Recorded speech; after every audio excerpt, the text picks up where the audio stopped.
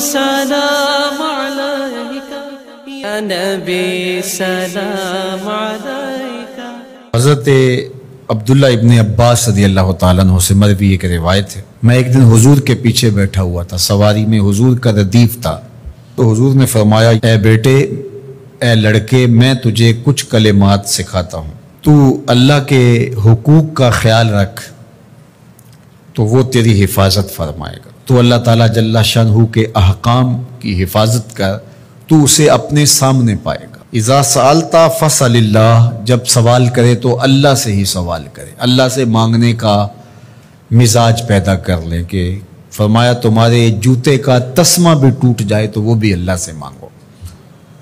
ضرور بازار میں جاؤ دکاندار سے، لیکن حقیقی طلب اللہ سے ہونی چاہیے۔ بات بات پہ اللہ سے سوال کرو، بڑی سے بڑی چیز بھی اس سے مانگو، چھوٹی سے چھوٹی چیز بھی اسی سے طلب کرو۔ ہماری ساری ضرورتوں کا کفیل ہمارا رب، ہمارا مالک ہے۔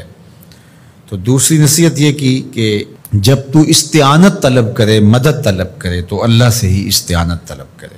وعلم، اور جان کہ اگر ساری امت، سارے لوگ، پوری قوم جمع ہو کے تمہیں فائدہ پہنچانے کی کوشش میں لگ جائیں تو تمہیں وہی فائدہ پہنچا سکتے ہیں جو تیرے لیے تیرے رب نے لکھا ہے۔ اور فرمایا وَإِنِ اجْتَمَعُوا عَلَىٰ أَن يَضُرُّوكَ بِشَيْءٍ، اور اگر تمہیں نقصان پہنچانے کے درپے ہو جائیں، لَمْ يَضُرُّوكَ إِلَّا بِشَيْءٍ قَدْ كَتَبَهُ اللَّهُ عَلَيْكَ، تو تجھے صرف وہی نقصان پہنچا سکتے ہیں جو اللہ نے تیرے لیے لکھا ہے۔ سارا زمانہ بھی مخالف ہو جائے، تیرا کچھ نہیں بگاڑ سکتا۔ ہاں تیرے مقدر میں اگر کوئی چیز، کوئی بگاڑ لکھا ہے تو وہ ہوگا، اس کا ذریعہ وہ بن جائیں گے۔ تو اس لیے پھر اسی سے مانگو، اسی سے طلب کرو۔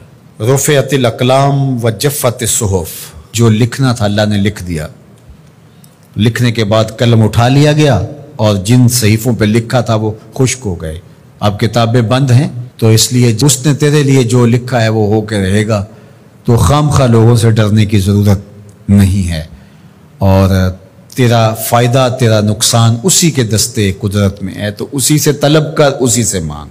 اور فرمایا تو اللہ تعالیٰ جل شانہ کو رخاء میں، خوشحالی میں یاد کر، یعرف کا فی الشدہ، وہ تجھے مشکل میں پہچانے گا۔ یعنی جو شخص خوشحالی کے دور میں اس کے پاس دولت ہے، صحت ہے، تو اللہ تعالیٰ کو فراموش نہیں کرتا، اللہ اس کی بدحالی کے زمانے میں اس کو فراموش نہیں کرتا۔ وعلم، اور جان، ان النصر مع الصبر، کہ جو مدد ہے وہ صبر کے ساتھ آتی ہے۔ وان الفرج مع الکرب، اور کشادگی جو ہے وہ مشکل کے ساتھ آتی ہے۔ وان مع العسر یسرا، اور سہولت جو ہے وہ مشقت برداشت کرنے کے بعد آتی ہے۔ تنگی کے بعد فراخی آتی ہے، پہلو مشکل پھر تمنا، پہلو کنڈا پھر پل، شاید مگروں پہلو مکھیاں ڈس دیاں ڈنگ والیاں۔ تو یہ سب ہوتا ہے، مشکلات، تکلیفیں، آلام، مصائب، ان سب سے گزر کر کے آسانیاں آتی ہیں۔ خود حضور کی زندگی دیکھ لیجئے، مدنی زندگی، مکی زندگی کے گزرنے کے بعد طائف کے مراحل کو طے کرنے کے بعد آتی۔ تو ہم ڈائریکٹ اگر چاہیں مکی زندگی کو اختیار کیے بغیر اور طائف کی مشکلات اور سنگلاخ راستوں سے گزرے بغیر مدنی برکتیں حاصل کرنا، تو وہ نہیں پا سکتے۔ تو یہ اللہ تعالیٰ نے ایک نظام رکھا ہوا ہے۔